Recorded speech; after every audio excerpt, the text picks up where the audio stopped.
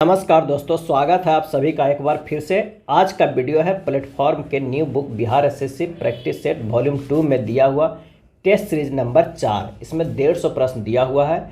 इसे एक एक कर डिटेल सॉल्यूशन करेंगे और आप इसे अंत तक जरूर देखिएगा, काफ़ी फायदा करेगा। काफ़ी अच्छे प्रश्नों का संग्रह है। तो आइए शुरू करते हैं पहले प्रश्न से। पहला प्रश्न है कि 2024 ग्रीष्मकालीन ओलंपिक कहाँ आयोजित किया जाएगा। 2024 में जो ग्रीष्मकालीन ओलंपिक होगा उसका आयोजन कहाँ होगा, और इसका सही जवाब हो जाएगा ए, फ्रांस में होगा। 2024 ग्रीष्मकालीन ओलंपिक फ्रांस में आयोजित किया जाएगा। और सऊदी अरब को हाल फिलहाल 2034 फीफा विश्व कप की मेज़बानी सौंपी गई है। 2024 में G20 की मेज़बानी किसे मिला है, तो ब्राज़ील को सौंपी गई है। और कतर 2030 और सऊदी अरब 2034 को एशियाई खेलों की भी मेज़बानी सौंपी गई है। तो ये सब काफ़ी इम्पोर्टेंट है। अक्टूबर 2023 में भारतीय मूल के किस वैज्ञानिक को फैराडे पदक से सम्मानित किया गया है, फैराडे पदक से। और इसका सही आंसर हो जाएगा ऑप्शन डी, आरोग्य स्वामी पालराज को। अक्टूबर 2023 में भारतीय मूल के वैज्ञानिक आरोग्य स्वामी पालराज को फैराडे पदक से सम्मानित किया गया है। कनाडा इंडिया फाउंडेशन द्वारा सुधा मूर्ति को ग्लोबल इंडिया अवार्ड 2023 से सम्मानित किया गया है। सुधा मूर्ति को कनाडा इंडिया फाउंडेशन के द्वारा ग्लोबल इंडिया अवार्ड 2023 से सम्मानित किया गया है। और नॉर्मन ई ब्लॉक पुरस्कार, जो ई बोरलॉग पुरस्कार 2023 है, वो स्वाति नायक को सम्मानित किया गया है। किसे? स्वाति नायक को दिया गया है नॉर्मल ई बोरलॉग पुरस्कार 2023। और मीराचंद, सिंगापुर में भारतीय मूल की लेखिका मीराचंद को सिंगापुर के सबसे प्रतिष्ठित कला सम्मान कल्चरल मेडलियन से सम्मानित किया गया है मीराचंद को। अगले प्रश्न पे चलते हैं कि भारत ने हाल ही में दिसंबर 2023 में किस देश के साथ अपने राजनयिक संबंधों के 50 साल पूरे होने का जश्न मनाया। और इसका सही आंसर हो जाएगा ऑप्शन डी, कोरिया गणराज्य। भारत ने हाल ही में दिसंबर 2023 में कोरिया देश के साथ अपने राजनयिक संबंधों के 50 साल पूरे होने का जश्न मनाया। भारतीय प्रधानमंत्री नरेंद्र मोदी ने भारत और कोरिया गणराज्य के बीच राजनयिक संबंधों की स्थापना के 50 वर्ष पूरे होने पे कोरिया गणराज्य के राष्ट्रपति श्री यू सुंग योल की शुभकामनाएं दी है। अगला है सार्क के सदस्य देशों की संख्या कितनी है, सार्क के देशों के। इसका सही आंसर हो जाएगा ऑप्शन ए, 8 सदस्य देश है। सार्क का फुल फॉर्म होता है दक्षिण एशियाई क्षेत्रीय सहयोग संघ, यानी the south Asian association for regional cooperation. और इसका मुख्यालय कहाँ है, तो मुख्यालय जो है वो काठमांडू में है। सार्क की स्थापना हुआ था कब, तो 8 दिसंबर 1985 ईस्वी को किया गया था। सार्क में कौन कौन से देश है, तो भारत, पाकिस्तान, बांग्लादेश, नेपाल, भूटान, श्रीलंका, मालदीव एवं अफगानिस्तान है। सार्क का प्रथम शिखर सम्मेलन 1985 में ढाका में हुआ था। अगले प्रश्न पे चलते हैं कि किस राज्य ने 1994 के बाद पहली बार जीतकर पदक तालिका में प्रथम स्थान प्राप्त करके राजा बलिंद्रा ट्रॉफी मेमोरियल राष्ट्रीय खेल अवार्ड प्राप्त किया है। और इसका सही आंसर हो जाएगा ऑप्शन ए, महाराष्ट्र। महाराष्ट्र में 1994 के बाद पहली बार राजा बलिंद्रा ट्रॉफी मेमोरियल राष्ट्रीय खेल जीतकर ये प्राप्त किया है। नेक्स्ट प्रश्न है कि डुरैंड रेखा किन दो देशों को विभाजित करती है। डुरैंड रेखा आंसर हो जाएगा बी, अफगानिस्तान और पाकिस्तान को विभाजित करती है डुरैंड रेखा। एक मैकमोहन रेखा है जो भारत एवं किसके बीच होता है, तो भारत एवं चीन के बीच मैकमोहन। और रेड क्लिफ की अगर हम बात करते हैं तो भारत व पाकिस्तान के बीच। ये तीनों काफ़ी इम्पोर्टेंट है। एक हिंडनबर्ग भी पूछा जाता है जो जर्मनी एवं पोलैंड के बीच है। जर्मनी एवं पोलैंड के बीच कौन सा होता है, तो वो है हिंडनबर्ग। नेक्स्ट है फॉरबिडन सिटी कहाँ स्थित है। फॉरबिडन सिटी, और इसका जो सही आंसर हो जाएगा फॉरबिडन सिटी कहाँ स्थित है, तो ये हो जाएगा ऑप्शन डी, चीन में स्थित है। फॉरबिडन सिटी लहासा को कहा जाता है। कुछ और भी प्रमुख उपनाम है, जैसे ग्रेनाइट सिटी एबरडीन स्कॉटलैंड को कहा जाता है, एम्पायर सिटी न्यूयॉर्क को कहा जाता है, और स्वर्णिम पैगोडा का देश म्यांमार को कहा जाता है। नेक्स्ट है त्रिवेंद्रम स्थित विक्रम साराभाई अंतरिक्ष केंद्र मुख्यतः संबंधित है। सही जवाब है ए, रॉकेट छोड़ने के लिए प्रणोदकों के अनुसंधान के लिए प्रसिद्ध है त्रिवेंद्रम स्थित विक्रम साराभाई। और प्रक्षेपात्रों का निर्माण विक्रम साराभाई अंतरिक्ष केंद्र पर होता है। प्रक्षेपण का कार्य इसरो का प्रमुख केंद्र सतीश धवन अंतरिक्ष अनुसंधान केंद्र श्रीहरिकोटा आंध्र प्रदेश में होता है। अगला है व्यास सम्मान किस क्षेत्र में उत्कृष्ट योगदान के लिए दिया जाता है। व्यास सम्मान, और इसका सही जवाब ऑप्शन सी, साहित्य के क्षेत्र में दिया जाता है। व्यास सम्मान। और व्यास सम्मान की शुरुआत कब से हुआ है? तो 1991 ईस्वी से के बिरला फाउंडेशन द्वारा किया गया है। वर्ष 2023 के लिए व्यास सम्मान पुष्पा भारती को दिया गया है। नेक्स्ट है मान बुकर पुरस्कार साहित्य के क्षेत्र में नोबेल पुरस्कारों के बाद सबसे बड़ा पुरस्कार माना जाता है। इसकी शुरुआत कब हुई थी? और इसका सही आंसर हो जाएगा ऑप्शन सी, 1969 ईस्वी में शुरू हुआ है मान बुकर पुरस्कार देने का। मान बुकर पुरस्कार कॉमनवेल्थ देश तथा आयरलैंड के नागरिक द्वारा लिखे गए अंग्रेजी भाषा के लेखकों को दिया जाता है। 2008 में अरविंद अडिगा को द व्हाइट टाइगर के लिए मान बुकर पुरस्कार दिया गया था। सलमान रुश्दी को 1981 में मिला है मान बुकर पुरस्कार, किसके लिए? तो मिडनाइट चिल्ड्रेन के लिए। और अरुंधति राय को 1997 में मिला था the God of small things के लिए। किरण देसाई को 2006 में मिला था द इनहेरिटेंस ऑफ लॉस लेखक के लिए मिला था। इन लोग को मिल चुका है मान बुकर पुरस्कार। नवंबर 2023 में जारी वैश्विक जलवायु प्रदर्शन सूचकांक में भारत का स्थान क्या रहा है? आंसर हो जाएगा सी, 8 रहा है वैश्विक जलवायु प्रदर्शन सूचकांक में। नेक्स्ट है पोर्टो नोवा निम्नलिखित में किस देश की राजधानी है? और इसका सही आंसर हो जाएगा डी, बेनिन का। पोर्टो नोवा बेनिन देश की राजधानी है। अगर लाइबेरिया की राजधानी अगर बात करें तो कहाँ हो जाएगा? तो मोनोरोबिया हो जाएगा। मोनोरोबिया लाइबेरिया की राजधानी। अंगोला की राजधानी कहाँ हो जाएगा? तो अंगोला की राजधानी हो जाएगा लुआंडा। क्या हो जाएगा? लुआंडा। और लिब्रेविले की राजधानी गैबोन हो जाएगा। लिब्रेविले की राजधानी गैबोन हो जाएगा।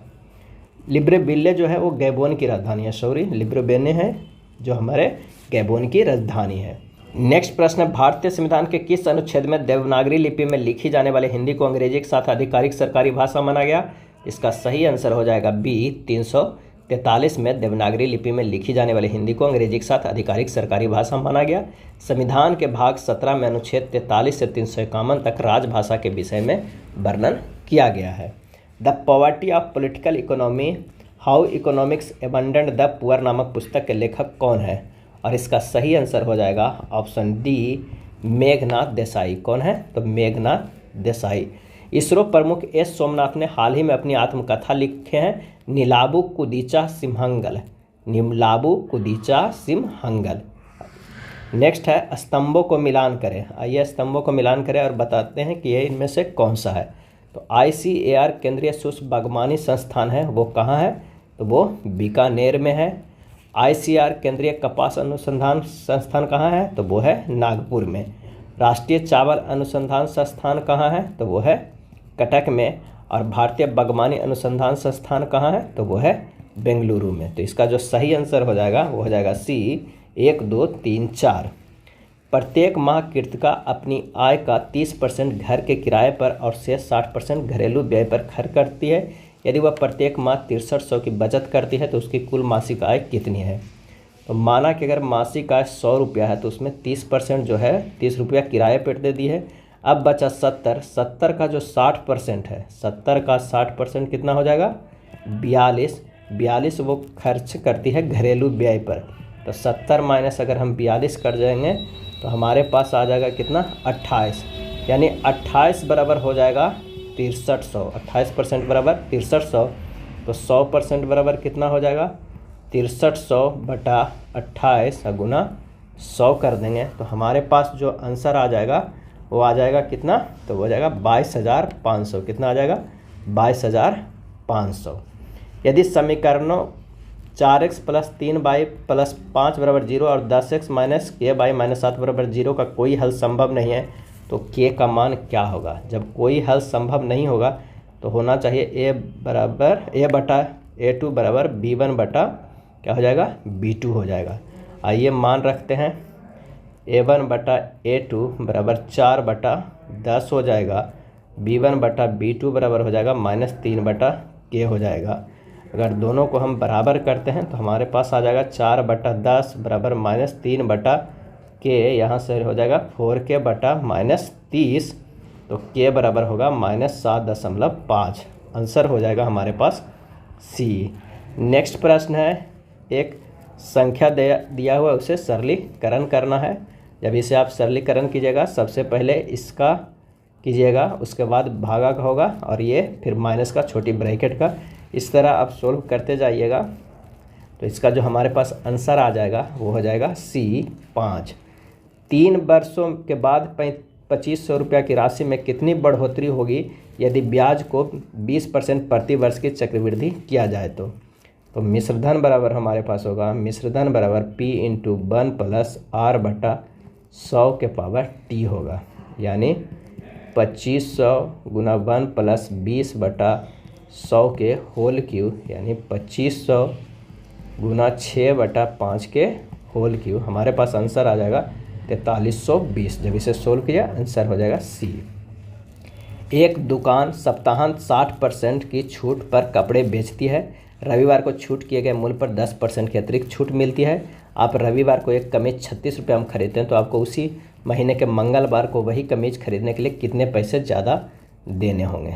तो आइए इसे सोल्व करते हैं। माना कि कपड़े का मूल्य जो है वो 100 रुपया है, तो 100 गुना 40 बटा 100 गुना 90 बटा 100 बराबर कितना है 36 दिया हुआ है। जब इसे सोल्व करेंगे तो 36x बटा 100 बराबर हो जाएगा 36, तो x बराबर हो जाएगा कितना 100। तो अभीष्ट राशि बराबर जो हो जाएगा उस 100 माइनस 36 बराबर 64 रुपया आ जाएगा। कितना आ जाएगा 64 रुपया, आंसर टी हो जाएगा। एक प्राकृतिक संख्या को जब 9, 10, 12, 15 से विभाजित किया जाता है तो प्रत्येक दशा में 3 शेष बचता है। ऐसी सभी संख्याओं में सबसे छोटी संख्या कौन सा होगा। तो सीधे सीधे एलसीएम निकाल देना है कितने का, तो 9, 10, 12 और 15 का। हमारे पास कितना आ जाएगा 180, और कितना शेष बच रहा है 3, तो 180 प्लस 3 हो जाएगा। हमारे पास आ जाएगा 183। इसका जो सही आंसर हो जाएगा, आंसर हो जाएगा सी। नेक्स्ट प्रश्न है, किसी संख्या और उसके व्युत्क्रम का योग 20 है। दोनों संख्याओं संख्या और उसके व्युत्क्रम के घनों का योग क्या होगा। तो एक संख्या कितना दिया हुआ x है, तो व्युत्क्रम क्या हो जाएगा 1 बटा x हो जाएगा। अब प्रश्न में कह रहा x प्लस 1 बटा x बराबर हो जाएगा 20। अब दोनों तरफ हमें घन कर देते हैं। x प्लस 1 बाई एक्स के होल क्यूब बराबर कितना हो जाएगा 20 के whole cube. a plus b के होल क्यूब में तोड़ दीजिएगा, x cube plus 1 by x cube plus 3 गुना एक्स गुना 1 बटा एक्स गुना एक्स प्लस 1 बटा एक्स बराबर हो जाएगा कितना 8000। जब इसे सोल्व कीजिएगा तो x cube plus 1 by x cube plus 3 गुना 20 बराबर हो जाएगा 8000। X cube plus 1 by x cube बराबर हो जाएगा 8000 माइनस 60, यानी 7940। आंसर हमारे पास आ जाएगा ये, क्योंकि यही पूछ रहा था। दो भिन्न संख्याओं का योग 9 बटा 10 है। यदि इनमें से एक भिन्न 8 बटा 9 है तो दूसरी भिन्न संख्या क्या होगा। अब माना कि दूसरी भिन्न जो है x बटा 22 है। प्रश्न में करा 8 बटा 9 प्लस x बटा 22 बराबर कितना है 9 बटा 10। x बटा 22 बराबर हो जाएगा 9 बटा 10 माइनस 8 बटा 9। सोल्व कीजिएगा तो 1 बटा 90 आ जाएगा। आंसर हो जाएगा ए। शरबत के दो मिश्रण है। पहले मिश्रण में पानी और शरबत का अनुपात 4:3 है। दूसरे मिश्रण में इनका अनुपात 3:2 है। दोनों को क्रमशः 1:2 के अनुपात में मिश्रित किया जाए तो तैयार मिश्रण में पानी और शरबत का अनुपात कितना होगा। एक तरफ क्या रखें पानी और एक तरफ शरबत। अब यहाँ पर कह रहा है 1 गुना 4/7 प्लस 2 गुना 3/5। आप डायरेक्ट इस तरह बना सकते हैं। और यहाँ पर शरबत में कह रहा है कि 1 गुना 3/7 प्लस 2 गुना 2/5। यही इसका हमारा फाइनल मिश्रण आएगा, यानी ये 20 प्लस 42 बराबर हो जाएगा 62। ये 15 प्लस 28 बराबर हो जाएगा 43। तो हमारे पास जो आ जाएगा वो 62:43। आंसर हो जाएगा बी। निम्नलिखित में कौन सा विकल्प आवर्ती दशमलव का उदाहरण है, और इसका सही आंसर हो जाएगा सी 24/90, जिसमें हर में 2 या 5 के अलावा कोई तीसरा गुणनखंड मौजूद हो। तो यानी 24 और 90 को लिख सकते हैं क्या, तो 4 गुना 6 बटा 15 गुना 6, यानी 4/3 गुना 5। तो 24/90 आवर्ती दशमलव निरूपण करता है। आंसर हो जाएगा सी। नेक्स्ट है, जीन ने एक पुस्तक को 7/10 भाग पढ़ा, जबकि ज्योति जो पुस्तक पढ़ रही है उसने उसका 11/14 भाग पढ़ा। हालांकि दोनों के पास अपनी अपनी पुस्तकों के 180 पृष्ठ पढ़ना शेष है। जीत द्वारा पढ़े गए पृष्ठों की संख्या का कितना अंश ज्योति द्वारा पढ़ा गया। माना कि जीत के किताबों के पृष्ठों की संख्या कितना है, तो x है। जीत द्वारा पढ़ा गया कितना है 7x/10 है। शेष पृष्ठ कितना बचा x माइनस 7x/10 बराबर 3x/10 है। तो प्रश्न से 3x बटा 10 बराबर 180 है। तो कुल पृष्ठों की संख्या x बराबर कितना है, 180 गुना 10 बटा 3 बराबर 600 हो जाएगा। अब जी द्वारा पढ़ा गया कितना है, तो 7 गुना 600 बटा 10 कर देंगे तो 420 आ जाएगा। अब माना कि ज्योति की किताबों की पृष्ठ संख्या कितना है, तो वो है 22 है, और ज्योति द्वारा पढ़ा गया कितना है, तो 11 22 बटा 14। तो शेष पृष्ठ कितना बचा, तो शेष जो हमारे पास बचा वो होगा 22 माइनस 11 22 बटा 14 यानी 3 22 बटा 14। अब 3 22 बटा 14 बराबर दिया हुआ है कितना, 180। तो हमारे पास 22 निकल जाएगा, कितना हो जाएगा कुल पृष्ठों की संख्या, तो 840 हो जाएगा। और यहाँ पर जो निकला था जी द्वारा पढ़ा गया पृष्ठ कितना निकला था, 420 निकला था। तो ज्योति द्वारा पढ़ा गया कितना हो जाएगा, 11 गुना 840 बटा 14 बराबर 660। तो जी द्वारा पढ़े गए पृष्ठों की संख्या का ज्योति द्वारा पढ़ा गया भाग कितना हो जाएगा, तो इसका जो हमारे पास आंसर आ जाएगा 660 बटा कितना हो जाएगा 420। तो हमारे पास आ जाएगा कितना, आ जाएगा 66 बटा 42 बराबर हो जाएगा 11 बटा 7। आंसर हमारे पास आ जाएगा ए। 2735 का 4 वर्ष के लिए 5% वार्षिक साधारण ब्याज की दर से अर्जित ब्याज कितना होगा, तो सीधे सीधे गुना कर दीजिए, 2735 गुना 4 गुना 5 बटा 100। आंसर हमारे पास आ जाएगा 547। आंसर हो जाएगा बी।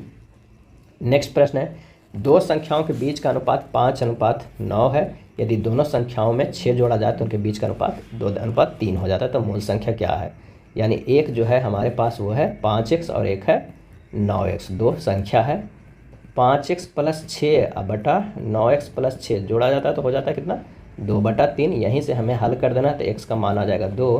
पहली संख्या कितना हो जाएगा, पहली संख्या हो जाएगा 5 गुना 2 बराबर 10, और दूसरी संख्या 9 गुना 10 बराबर हो जाएगा 18, यानी 10 और 18। आंसर हो जाएगा सी। नेक्स्ट है, एक कुर्सी के विक्रय पर 10% और 14% की छूट देने पर 27 का अंतर होता है। कुर्सी का मूल्य ज्ञात कीजिए।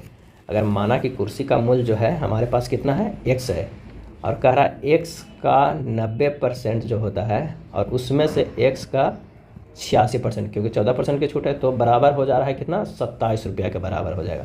तो इसे सोल्व करेंगे तो 4x बटा 100 आ जाएगा बराबर 27। x बराबर आ जाएगा हमारे पास 27 गुना 100 बटा 4 बराबर 675 रुपया। आंसर हो जाएगा बी।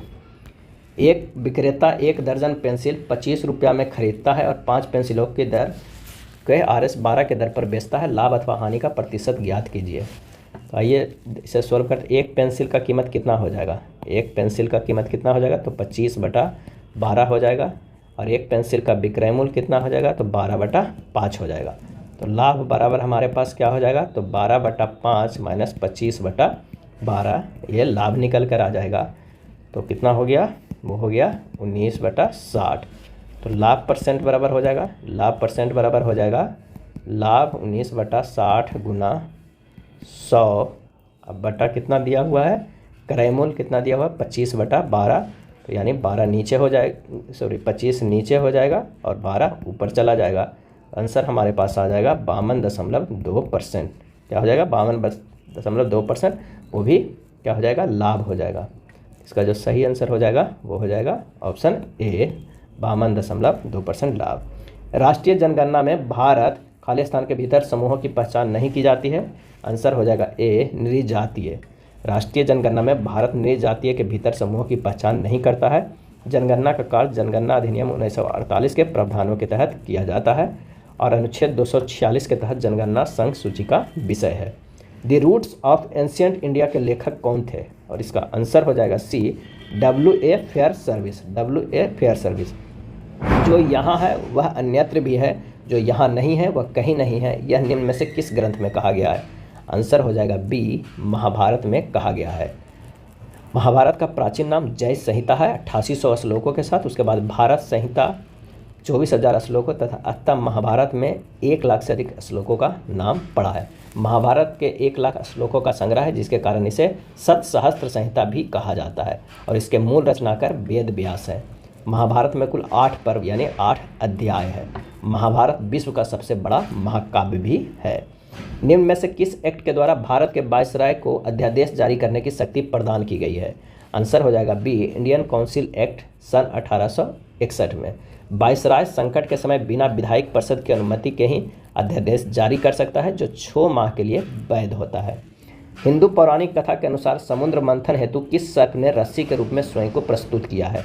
और इसका आंसर हो जाएगा ऑप्शन बी, वासुकी। किसे?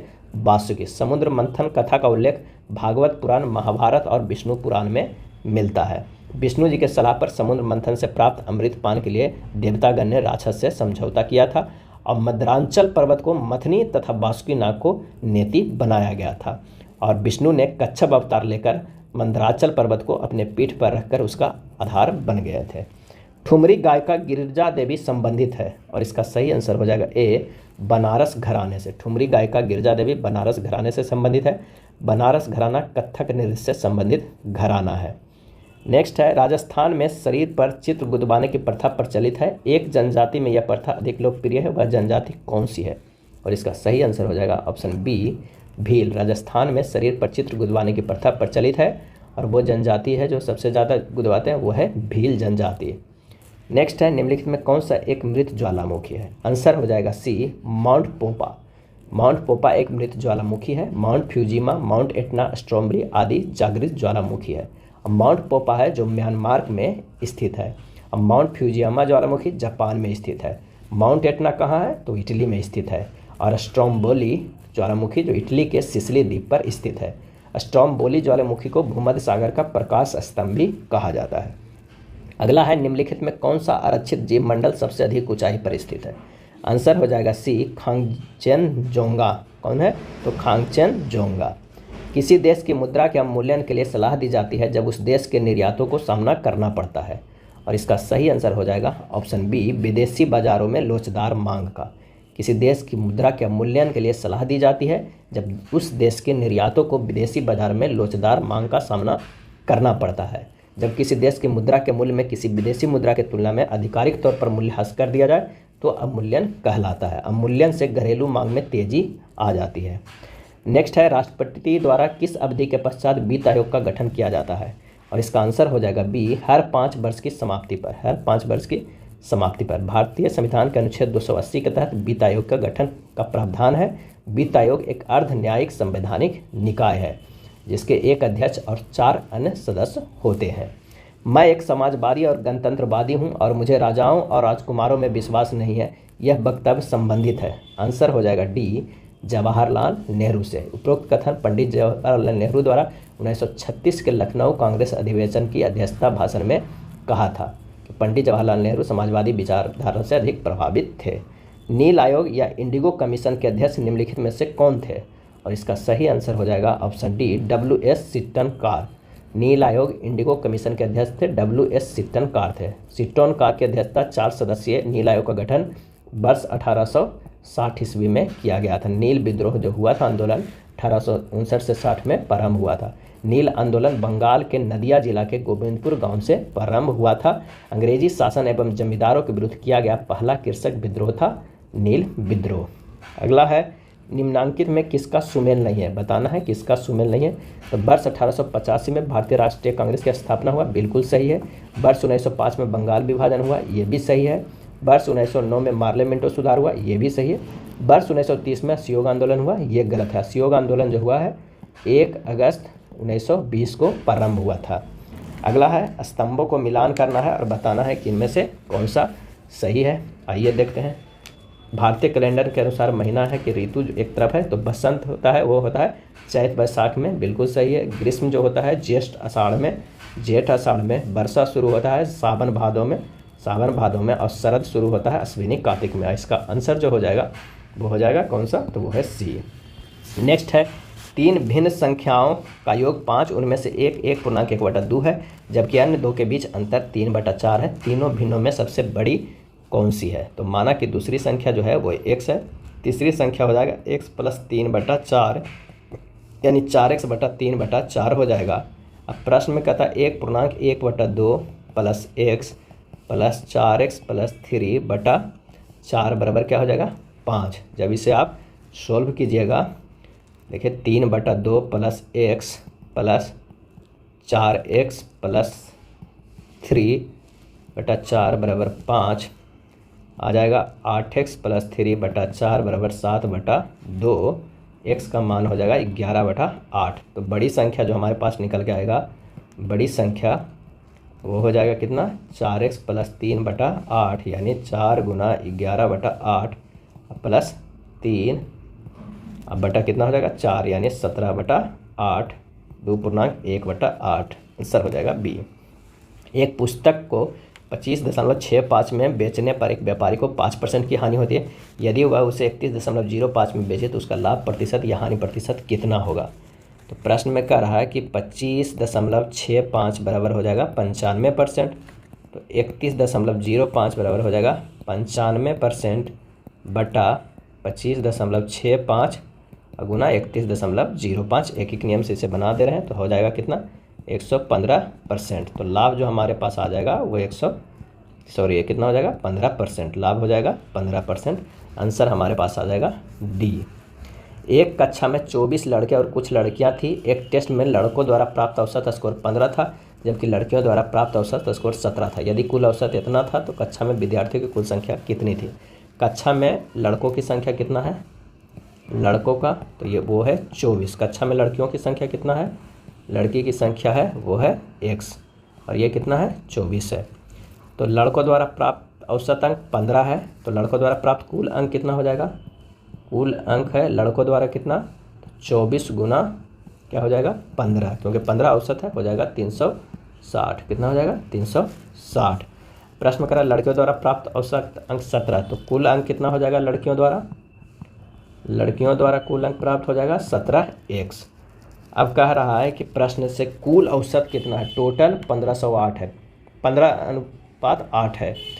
तो कुल अंक बराबर हो जाएगा कितना, 24 अब +24 लड़का है और x लड़की है और गुना 15.8।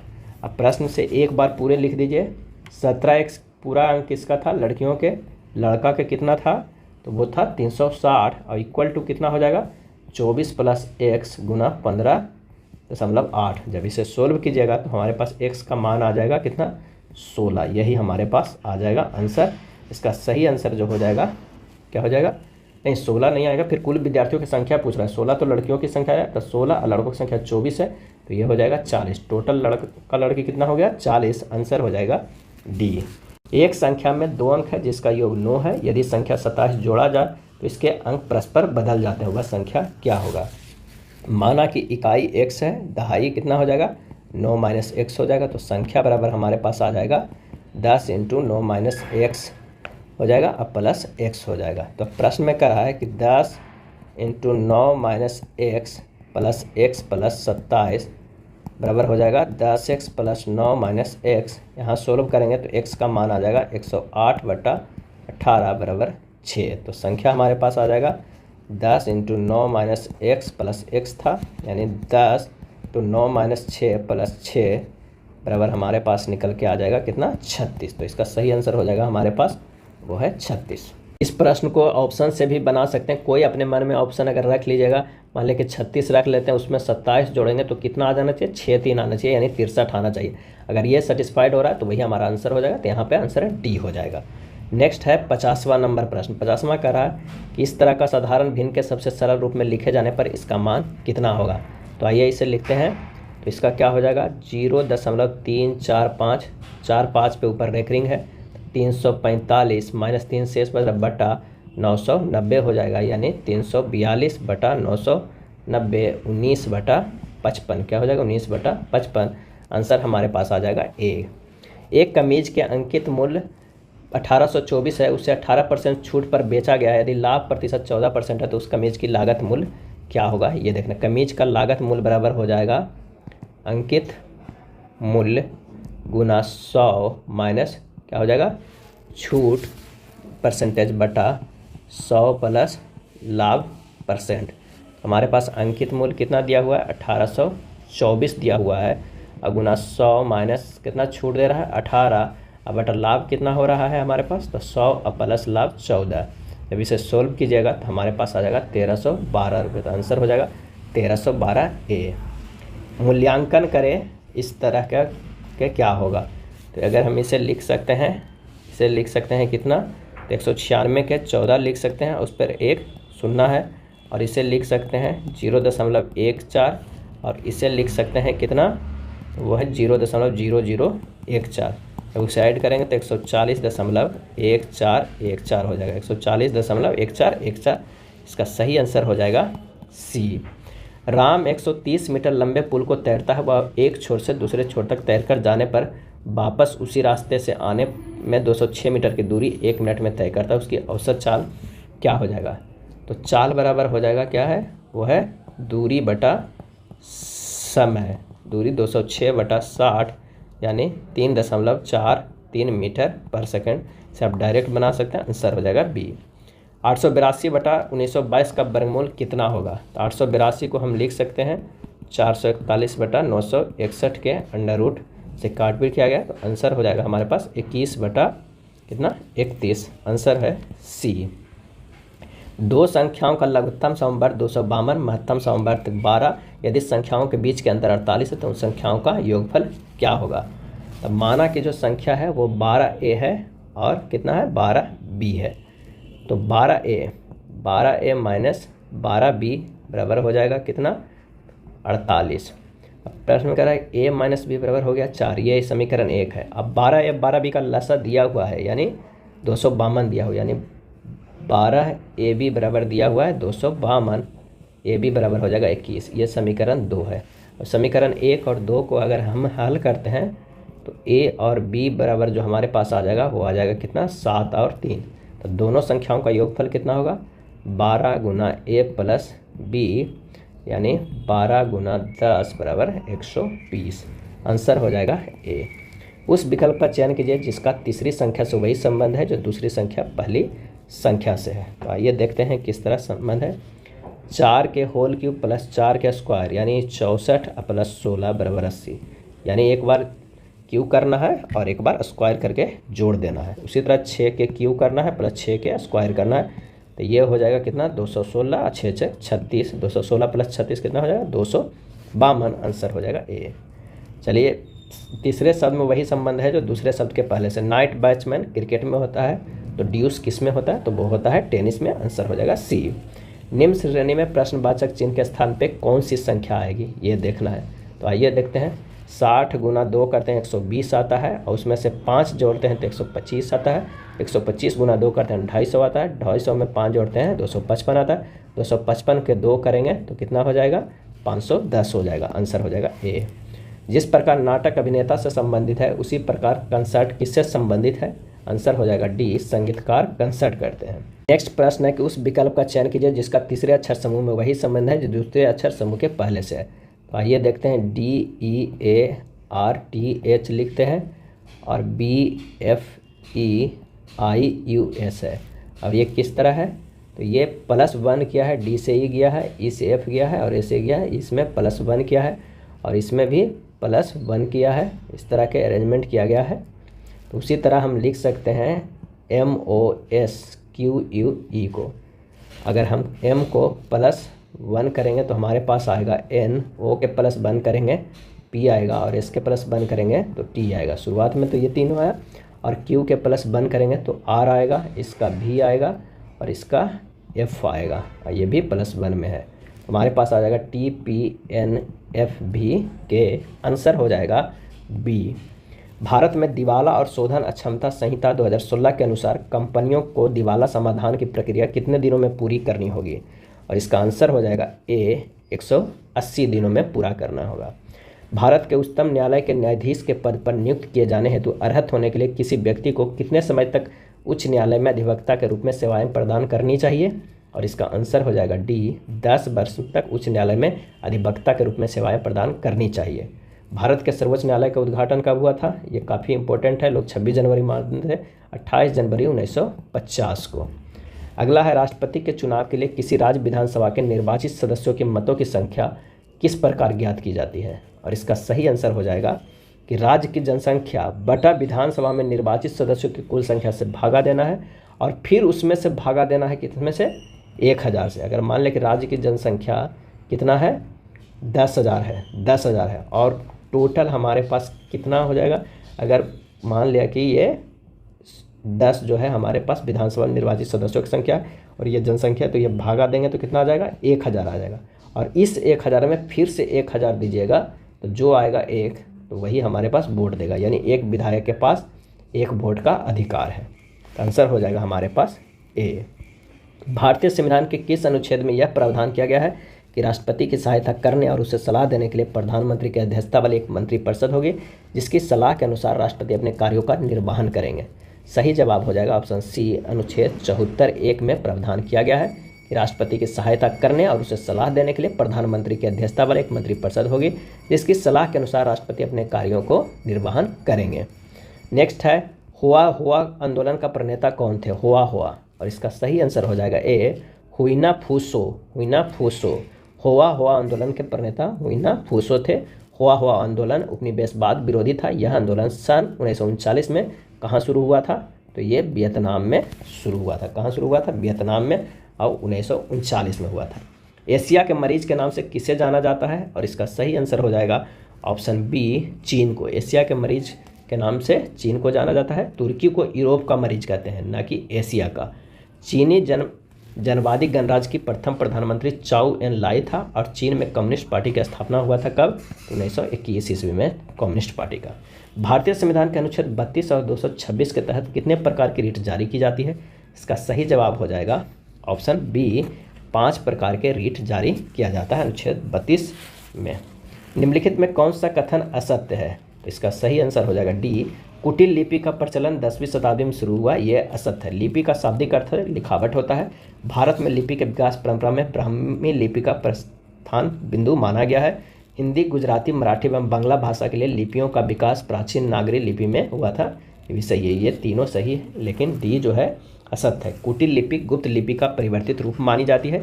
इसे न्यून कोणीय लिपि या सिद्ध मातृका लिपि के नाम से भी जाना जाता है। ब्राह्मी लिपि अधिकांश भारतीय लिपियों की जननी मानी जाती है। संविधान के किस अनुच्छेद में व्यवस्था की गई है कि प्रत्येक राज्य शिक्षा के प्राथमिक स्तर पर मातृभाषा में शिक्षा की पर्याप्त सुविधाओं की व्यवस्था करने का प्रयास करेगा? आंसर हो जाएगा सी, अनुच्छेद 350 का में ये व्यवस्था किया गया है। भारतीय संविधान के भाग 17 में उल्लेखित अनुच्छेद 343 से 351 में राजभाषा संबंधी प्रावधान किए गए हैं। पंचायती राज से संबंधित निम्नलिखित कथनों में कौन सा सही नहीं है, ये बताना है। तो आइए देखते हैं। पंचायती व्यवस्था भारतीय ग्रामीण जीवन का युगों से एक अभिन्न अंग रहा है, बिल्कुल सही। 73वां संशोधन 15 अगस्त 1993 से प्रभावी हुआ, ये असत्य है। पंचायती राज के संबंध में कथन गलत है। 73वां संशोधन 15 अगस्त 1993 से प्रभावी हुआ है। 73वें संविधान संशोधन अधिनियम, जो कि 24 अप्रैल 1993 से प्रभावी हुआ है, द्वारा पंचायती राज व्यवस्था को संवैधानिक दर्जा प्रदान किया गया था। यह एक त्रिस्तरीय जैविक कार्य रूप से जुड़ा संरचना है, सही है। भारतीय संविधान के अनुच्छेद 243 इसके महत्व को बढ़ाता है, यह भी सही। आंसर हमारे पास आ जाएगा बी।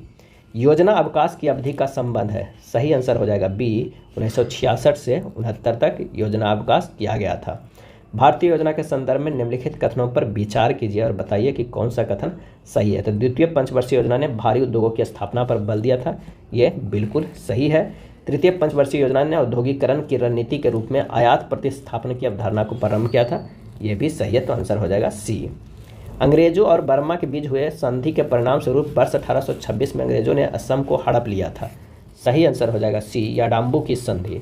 अंग्रेजों और बर्मा के बीच याडाम्बू की संधि के परिणाम स्वरूप वर्ष 1826 में अंग्रेजों ने असम को हड़प लिया था।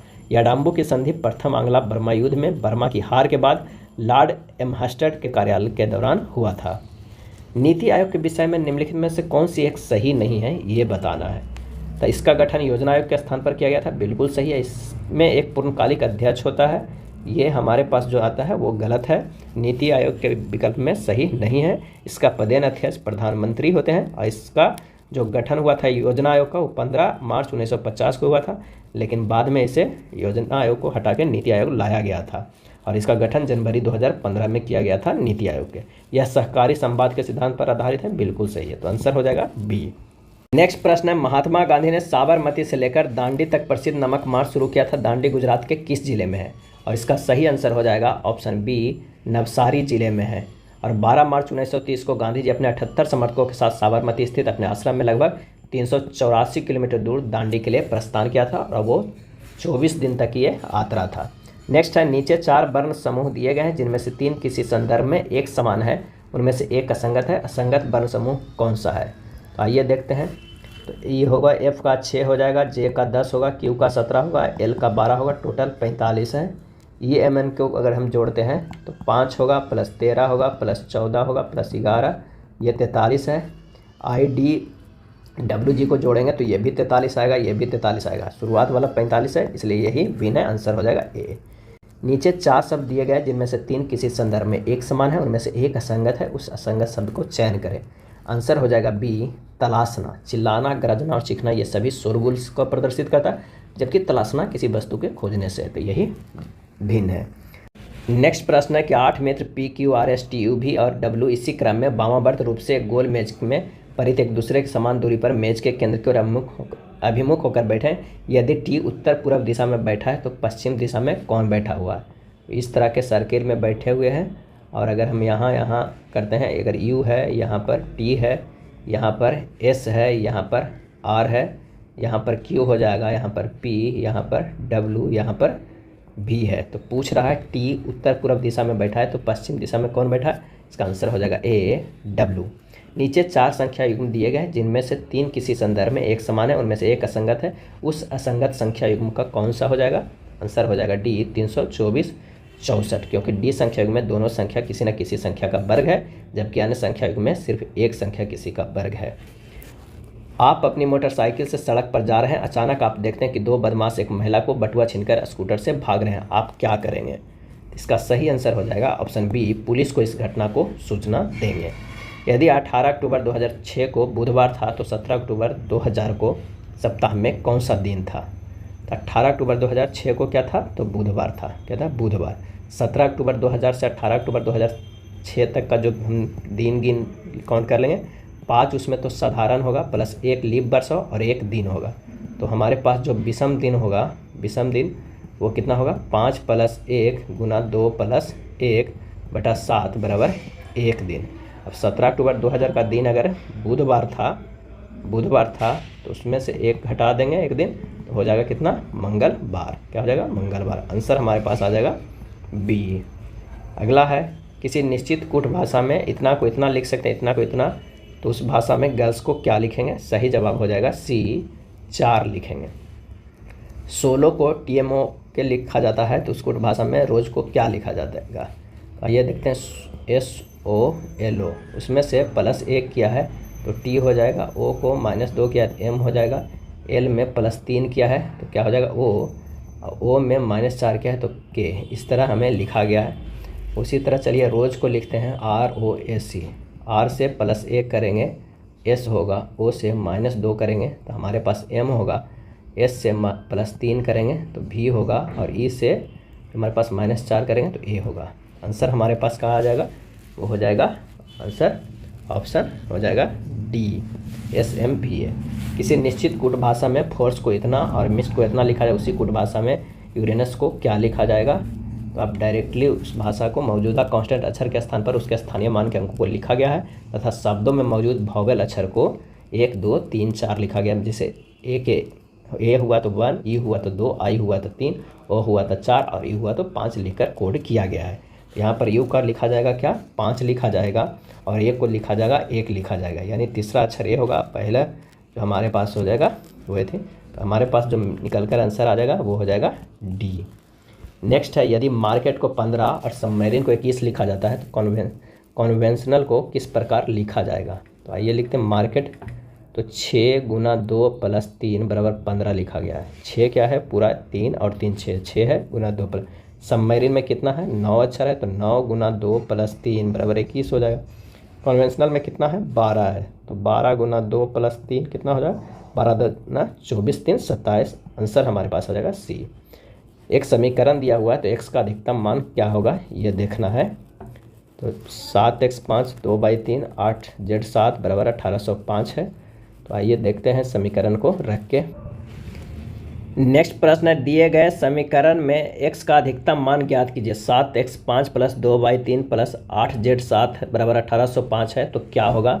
इसे आप सोल्व कीजिएगा, ये आपके लिए होमवर्क है, कमेंट कीजिएगा। इसका आंसर हम बता दे रहे हैं। यहाँ पर आंसर जो हो जाएगा वो हो जाएगा बी, 9 होगा। नेक्स्ट देखते हैं, निम्नलिखित में प्रत्येक प्रश्न में दिए गए विकल्पों में लुप्त संख्या ज्ञात करना है। तो आइए देखते हैं इनमें से लुप्त संख्या कैसे ज्ञात करेंगे और क्या होगा। तो एफ का जो विपरीत होगा वो होगा यू। एफ का विपरीत अक्षर यू है। जे का विपरीत अक्षर क्या है, क्यू है। तो एन का विपरीत क्या हो जाएगा, वो हो जाएगा एम। आंसर हो जाएगा डी। 88 नंबर प्रश्न में किस तरह अरेंज किया गया है, √49 माइनस √4 प्लस √25 करते हैं तो 2 + 5 कितना हो जाएगा, 7 हो जाएगा। यानी 7 - 2 + 5 = 10। इस तरह अरेंज किया गया है। उसी तरह अगर हम इसमें से ये तीनों को देखें तो बीच वाला को अगर देखते हैं तो √81 माइनस √49 प्लस √16 करते हैं तो कितना हो जाएगा, 9 - 7 + 4 बराबर हो जाएगा 6। तो आंसर हमारे पास आ जाएगा ए 6।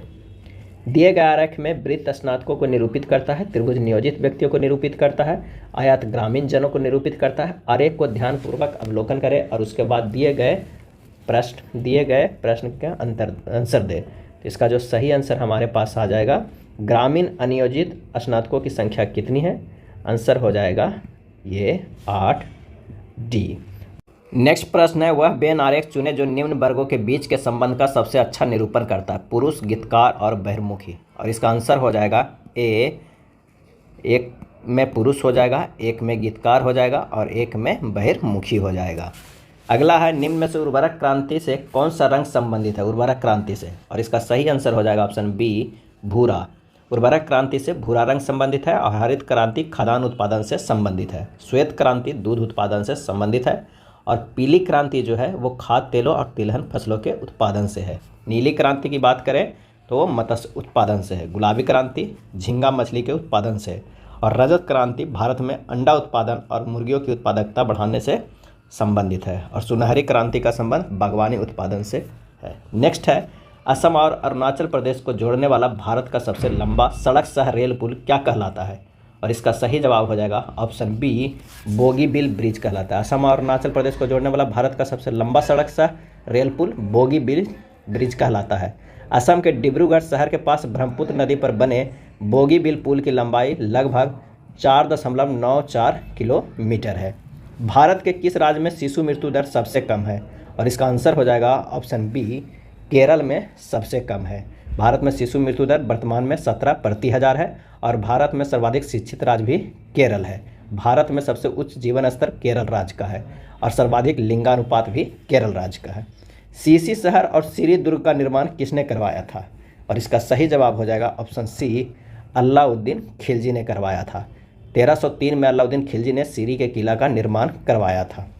भारत में वन नीति 1952 ईस्वी का संशोधन कब किया गया।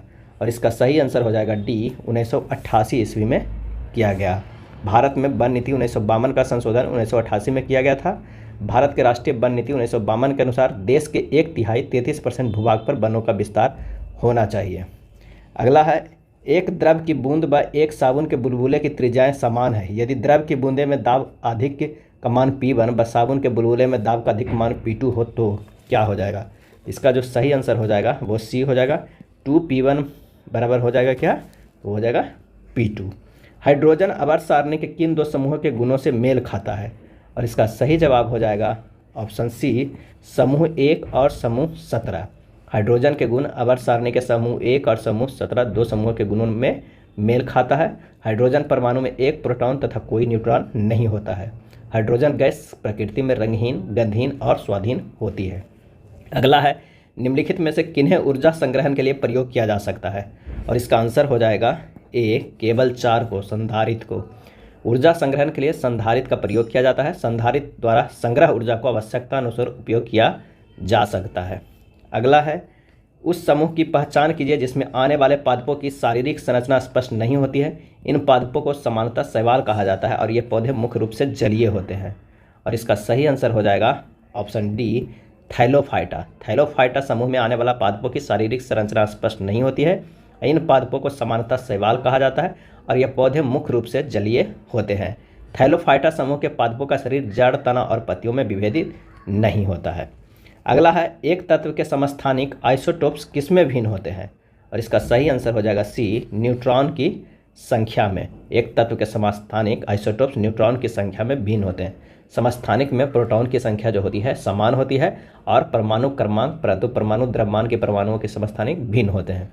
जैसे अगर कहा जाए तो 1H1, 1H2 और 1H3 ये तीनों समस्थानिक है। सबसे अधिक समस्थानिक वाला तत्व जो है वो है पोलोनियम। काफ़ी बार प्रश्न पूछा जाता है। मादा क्यूलेक्स मच्छर निम्नलिखित में किस रोग के वाहक है? और इसका सही आंसर हो जाएगा ऑप्शन बी, फाइलेरिया का। मादा क्यूलेक्स मच्छर फाइलेरिया रोग का वाहक है। फाइलेरिया रोग फाइलेरिया बेंक्रोफटाई नामक कृमि से होता है। धमनियाँ छोटी नलियों में विभाजित होती है और उत्तकों तक पहुँचने पर वे खाली स्थान नामक अत्यंत पतली नलियों में विभाजित होती है। आंसर हो जाएगा सी, केशिकाओं में, कैपिलरी में। नसें वे वाहिकाएं हैं जो शरीर के सभी हिस्सों से कार्बन डाइऑक्साइड युक्त रक्त को वापस हृदय तक ले जाती है। नसों में पतली दीवारें होती है। अगला है ब्लड कैंसर का आमतौर पर इस नाम से जाना जाता है। आंसर हो जाएगा बी, ल्यूकेमिया। ब्लड कैंसर को आमतौर पर ल्यूकेमिया नाम से जाना जाता है। कर्क रोग कैंसर से संबंधित है। कैंसर के जीन को ओंकोजीन कहते हैं। मानव खोपड़ी में हड्डियों की संख्या कितनी होती है? सही जवाब हो जाएगा सी, 29 होती है। मानव खोपड़ी में हड्डियों की संख्या 29 होती है। अब मनुष्य के शरीर में कुल हड्डियों की संख्या कितनी होती है? तो 206 होती है, जबकि बच्चे में बाल्यावस्था में कितनी होती है? 300 होती है। निम्नलिखित में किसमें सल्क होते हैं? और इसका सही आंसर हो जाएगा सल्क किसमें होते हैं? पीसीज में और सरीसृप में होते हैं। पीसीज तथा सरीसृप में सुरक्षा के लिए उनकी त्वचा पर कठोर सुरक्षात्मक सल्क होते हैं। अनेक मछलियों के शरीर के बाहरी सतहों पर सल्कों से ढकी रहती है। सल्क मीसोडर्म यानी त्वचा से उत्पन्न होते हैं। नेक्स्ट है उस वेन आरेख का चयन करें जो निम्न वर्गों के बीच संबंध को सर्वोत्तम ढंग से निरूपित करता है। डॉक्टर, राजनेता और पुरुष। इसमें हो सकता है कि कुछ पुरुष जो है, यहाँ पर अगर हम पुरुष लिखते हैं तो कुछ पुरुष डॉक्टर हो सकते हैं, कुछ महिला भी डॉक्टर हो सकते हैं। और राजनेता भी क्या होगा? कुछ पुरुष राजनेता हो सकते हैं, कुछ डॉक्टर भी राजनेता हो सकते हैं। तो सही आंसर हो जाएगा वो है सी। एक ही पासे के दो अलग अलग स्थितियां दर्शाई गई जिनके 6 फलकों पर ATIN, SO, WE, GO और TO अंकित किया गया। वह शब्द चुने जो शब्द TO वाले फलक के विपरीत फलक पर आएंगे। तो यहाँ पर अगर WE सेम है तो क्लॉकवाइज घूम जाते हैं। तो WETOAT, यहाँ होगा WEGOIN। तो यहाँ पर SO नहीं है तो WE के जो होगा वो क्या होगा? होगा SO। तो प्रश्न में पूछ रहा है जो सब TO वाले फलक के विपरीत है तो वो है GO। आंसर हमारे पास हो जाएगा A। अगला है लीला दक्षिण की ओर 3 किलोमीटर चलती है। एक चौराहे पर वह बाईं ओर मुड़ती है और सड़क पर सामने की ओर एक कैफे में 500 मीटर चलती है। बाईं ओर मुड़ती है और 500 मीटर चलती है। ये 3 किलोमीटर चलती है। अब वो अपनी प्रारंभिक स्थिति के संबंध में कौन सी दिशा में तो है? तो वो है दक्षिण पूरब में। आंसर हमारे पास हो जाएगा बी, दक्षिण पूरब। वह विकल्प चुने जिसमें संख्याएं उसी प्रकार संबंधित है जिस प्रकार नीचे दिए गए सेट की संख्याएं आपस से संबंधित है। तो आइए देखते हैं ये किस तरह है। तो 11 + 19 गुना 19 - 11 हमारे पास आ जाएगा 30 × 8 = 240। तो ये इस तरह संबंधित है। तो उसी प्रकार अगर आप विकल्प बी में देखते हैं तो विकल्प में भी है 12 + 8 गुना कर देंगे 12 - 8। तो हमारे पास आंसर जो आ जाएगा वो हो जाएगा 80। तो आंसर हो जाएगा बी सही। उस विकल्प का चयन कीजिए जिसमें दी गई आकृति अंतर्निहित है। तो इसका सही जवाब हो जाएगा डी। अक्षरों के उस संयोजन का चयन करें जो दी गई श्रृंखला में रिक्त स्थानों में क्रमिक रूप से रखे जाने पर श्रृंखला को पूर्ण करेगा। इसका आंसर हो जाएगा डी। एक अतिथि से रजत का परिचय करवाते हुए अजय ने कहा, वह मेरे पिता की बहू का इकलौता पुत्र है। अजय का रजत से क्या संबंध है? ये ब्लड रिलेशन का, इसे आप बना लीजिएगा। आंसर यहाँ पर होगा डी, या तो पिता होगा या चाचा होगा। अगला है निम्नलिखित जानकारी को ध्यान से पढ़े और नीचे गए प्रश्न को दे। 7 अधिकारी हैं, एक वृत्त के चारों ओर केंद्राभिमुख होकर बैठे हैं। आइए बैठे हुए टी, जेड और डब्ल्यू के बीच में बैठा हुआ है। टी जो है हमारे पास वो बैठा हुआ है किसके लिए? जेड और डब्ल्यू के बीच में बैठा हुआ है टी। भी जो डब्ल्यू के दाईं ओर दूसरे स्थान पे बैठा हुआ है, भी बैठा हुआ है दाईं पर, यहाँ पर एक खाली है। यू और बाई के बीच में यू है, यू और बाई के बीच में यू एक्स के बगल में नहीं बैठा है। तो यहाँ पर हो जाएगा यू और यहाँ पर हो जाएगा बाई। तो यहाँ पर क्या हो जाएगा? तो वो है एक्स। तो इसके आंसर कह रहा है कि यू के ठीक दाईं ओर कौन बैठा हुआ है प्रश्न में? तो इसका आंसर हो जाएगा डी, भी बैठा हुआ है। क्या बैठा हुआ? तो है भी बैठा हुआ।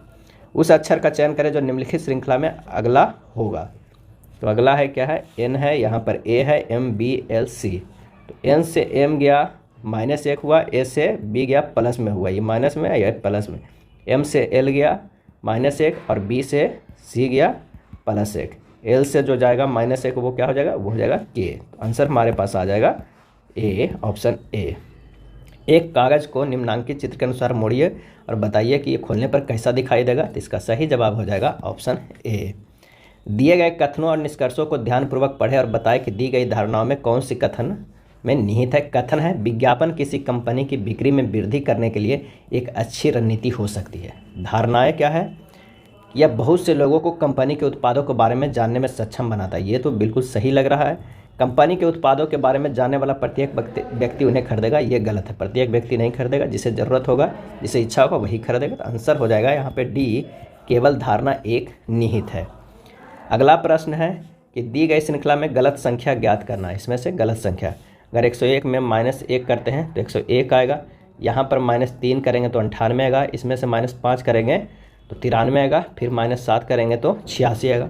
और 86 में -9 करेंगे तो 77 आना चाहिए, यहाँ पे 74 है। तो हमारा जो गलत है वो यही है। तो आंसर हो जाएगा ऑप्शन C। चलिए, बाज, आयरी, गिलहरी, उसके बाद क्या होगा, तो आंसर हो जाएगा C, ड्रे। जिस प्रकार बाज के घोंसले को आयरी कहा जाता है, ठीक उसी प्रकार गिलहरी के घोंसले को ड्रे कहा जाता है। इस श्रृंखला का अगला पद क्या होगा, आइए देखते हैं। 2 से 7 गया +7 है, 9 से 16 गया +7 है, और 16 से +7 जाएगा तो वो क्या हो जाएगा, वो हो जाएगा 23। और I से L गया +3 है, L से O गया +3 है, O से R जाएगा, ये भी +3, तो हो जाएगा 23R। आंसर हमारे पास आ जाएगा D। नीचे दी गई श्रृंखला में अगली संख्या क्या होगी, ये देखते हैं। 310 में अगर -50 करेंगे तो 260, 260 में -50 करेंगे तो 210, फिर -50 करेंगे तो 160 आएगा। आंसर हो जाएगा B। वैश्विक तापमान के संबंध में निम्नलिखित कथन दिया हुआ है और बताना कि कौन सा कथन सही है। आइए देखते हैं। वैश्विक तापमान मानव गतिविधियों के मुख्य रूप से जीवाश्म ईंधन के जलने के कारण पूर्व औद्योगिक काल से देखी गई पृथ्वी की सतह का दीर्घकालिक तापमान है, जो पृथ्वी के वायुमंडल में ऊष्मा अवशोषण करने वाले ग्रीन हाउस गैस के स्तर को बढ़ाता है। ये बिल्कुल सही है। अब वैश्विक तापन जलवायु परिवर्तन के कारण बनती है, जो व्यापक बाढ़ और चरम मौसम के रूप में पृथ्वी पर जीवन के लिए गंभीर खतरा उत्पन्न करती है। यह भी सही है। आंसर हो जाएगा डी, ए और बी दोनों सही है। नेक्स्ट है, निम्नलिखित में किसके उपचार के लिए अर्जुन वृक्ष की छाल का प्रयोग किया जाता है। आंसर हो जाएगा सी, हृदय रोग के उपचार के लिए। सर्पगंधा जो है वो कहाँ से मिलता है, तो जड़ की छाल से, और क्यूनिन छाल से, अफीम कैप्सूल फल से। मानव शरीर का पीएच रेंज कितनी होती है, और इसका सही आंसर हो जाएगा ऑप्शन डी, 7.35 से 7.45 होता है मानव शरीर के पीएच। अगला है, विद्युत ऊर्जा को यांत्रिक ऊर्जा में रूपांतरित के लिए किस उपकरण का उपयोग किया जाता है। विद्युत ऊर्जा को यांत्रिक ऊर्जा में, तो ये हो जाएगा विद्युत मोटर। आंसर हो जाएगा डी, विद्युत मोटर, जिसमें कि बिजली देने पर ये घूमने लगता है, यानी यांत्रिक ऊर्जा में परिवर्तन होता है। आधुनिक आवर्त सारणी में इलेक्ट्रॉनिक विन्यास 2-8 युक्त तत्व को आप किस समूह में पाते हैं, 2 और 8 को। तो इसका जो सही आंसर हो जाएगा सी, समूह 18 में पाते हैं। वर्ष 2014 में भारत को आधिकारिक तौर पर निम्नलिखित में किस बीमारी से मुक्त घोषित किया गया था, और इसका सही आंसर हो जाएगा ए, पोलियो से मुक्त घोषित किया गया था। यह एक संक्रामक रोग है जो ऐसे वायरस से उत्पन्न होता था जो गले तथा आंत में रहता था। पोलियो का पहला टीका जोनासन सॉल्क द्वारा विकसित किया गया था। प्रेरित धारा उच्चतम होती है जब कुंडली की गति की दिशा खाली स्थान होती है। सही आंसर हो जाएगा डी, चुंबकीय क्षेत्र के लंबता जब होती है तो प्रेरित धारा उच्चतम होती है। निम्नलिखित में कौन सा पशु हार्मोन है, इनमें से कौन है जो पशु हार्मोन है। आंसर हो जाएगा डी, इंसुलिन। इंसुलिन पशु हार्मोन है। मानव शरीर में अग्न्याशय के बीटा सेल से इंसुलिन हार्मोन उत्पन्न होता है, और इंसुलिन हार्मोन की खोज बेटिंग एवं बेस्ट ने किया था। इंसुलिन रक्त में ग्लूकोज की मात्रा को नियंत्रण करता है। रिकॉम्बिनेट डीएनए टेक्नोलॉजी के विकास के पश्चात यह तकनीक संभव हुई है। आंसर हो जाएगा ए, डीएनए अंगुली मुद्रण। डीएनए अंगुली मुद्रण। डीएनए फिंगरप्रिंट संस्थान कहाँ है, तो हैदराबाद में है। डीएनए से हत्या, बलात्कार, चोरी, लूट जैसे अपराधों को पता लगाया जाता है। जीमेल में जब आप कोई मेल प्राप्त करते हैं और उसी मेल के जवाब में और केवल मूल प्रेषक को मेल भेजना चाहते हैं तो आप किसका उपयोग करते हैं। आंसर हो जाएगा बी, रिप्लाई ऑल का। किसे, रिप्लाई ऑल का। जीमेल का इंटरफेस न्यूनतम और सुव्यवस्थित है। आइए सुमेलित करते हैं। एक तरफ दवा है, एक तरफ रोग है। कुन्नाइन से क्या ठीक होता है, तो मलेरिया होता है। क्राउसिन से क्या ठीक होता है, तो ज्वर ठीक होता है। एविल से क्या ठीक होता है, तो वो होता है एलर्जी। और कंपोज से क्या ठीक होता है, नीम। इसका सही आंसर हो जाएगा ऑप्शन बी। नेक्स्ट है, जिसके नीचे पदार्थ ठंडा नहीं हो सकता वह न्यूनतम संभावित तापमान क्या है। आंसर हो जाएगा सी -273.15 डिग्री सेल्सियस। ये सबसे न्यूनतम तापमान है। द्विआद्री माने बाइनरी संख्या एक एक निरूपित करता है। तो ये 1 करता है, ये 2 करता है और ये 4 था। 4 2 6 1 7 हो जाएगा। आंसर हमारे पास आ जाएगा कितना हो जाएगा, सी 7 हो जाएगा। बुलेट प्रूफ जैकेट के निर्माण में किस बहुलक पदार्थ का प्रयोग होता है। सही जवाब हो जाएगा सी केवलर का। बुलेट प्रूफ जैकेट का निर्माण केवलर बहुलक का प्रयोग होता है। कौन सी विद्युत चुंबकीय तरंग नहीं है। आंसर हो जाएगा सी ध्वनि। ध्वनि विद्युत चुंबकीय तरंगे नहीं है। ध्वनि तरंग अनुदैर्घ्य तरंग है। आंसर हो जाएगा अगले प्रश्न का कि निम्न में से कौन सी संख्या दी गई श्रेणी में प्रश्नवाचक चिन्ह के स्थान पर आएगी। तो यहाँ 27 से +2 किया गया है, +3 किया गया है, इसमें +5 किया गया है, इसमें +7 +11 +13 और लास्ट में कितना करेंगे +17। तो हमारे पास आ जाएगा 85। सही जवाब हो जाएगा सी। नेक्स्ट है कथन एवं निष्कर्ष का कि सभी इमारतें दुकान है। सभी जो इमारतें हैं, यहाँ पर इमारतें हो जाएंगे, सभी इमारतें जो है वो दुकान है। कुछ दुकानें बुटीक है। कुछ दुकान जो है वो किसकी है, तो वो है बुटीक की। और कोई भी रेस्टोरेंट बुटीक नहीं है। यहाँ पर हो जाएगा रेस्टोरेंट, कोई बुटीक नहीं। अब निष्कर्ष में कुछ बुटीक इमारतें हैं, ये गलत हो जाएगा। कुछ बुटीक इमारतें नहीं है। दूसरा है कुछ रेस्टोरेंट की इमारत होने की संभावना है। संभावना हो सकता है।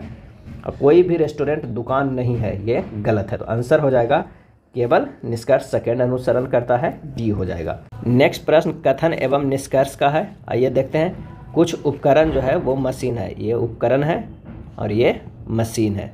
कह रहा सभी उपकरण है जो गैजेट है। क्या है, तो वो है गैजेट है। तो आइए देखते हैं इसमें कौन सही है। कोई भी मशीन गैजेट नहीं है, गलत है। कुछ मशीनें गैजेट है, सही है। आंसर हो जाएगा सी केवल निष्कर्ष सेकंड अनुसरण करता है। निम्नलिखित नामों के अनुक्रमिक क्रम को दर्शाने के लिए सही विकल्प का चयन करें। इसका सही आंसर हो जाएगा बी हो जाएगा। केरल, कर्नाटक, महाराष्ट्र, गुजरात, राजस्थान। दिया गया संयोजन का तार्किक और सार्थक क्रम जो है वो राज्यों की भौगोलिक जो की स्थिति दक्षिण भारत से उत्तर भारत की ओर है। अगला है अंग्रेजी के शब्दकोश में किस तरह अरेंज होगा। तो इसका आंसर हो जाएगा ए। यदि दर्पण के चित्रानुसार mn पर रखा जाए तो दी गई आकृति कैसा बनेगा। तो इसका जो सही जवाब हो जाएगा वो हो जाएगा ए। 142 का आंसर कितना हो जाएगा। तो 142 का आंसर ए हो जाएगा। 143 का आंसर सी हो जाएगा। नेक्स्ट है 144 नंबर कि एक प्रतियोगिता में जीत पर 2 अंक, ड्रा पर 1 अंक और हार पर कोई अंक नहीं मिलता है। फिशर ने 20 मैच खेले जिसमें उसने 3 मैच ड्रा खेले, कम से कम 1 में उसकी हार हुई और कम से कम 1 मैच में उसकी जीत हुई। उसके अधिकतम और न्यूनतम संभावित अंक क्रमशः क्या होंगे। तो आइए, फिशर ने कुल मैच कितने खेले, 20 है। ड्रा खेलोगे की संख्या कितनी है, 3 है।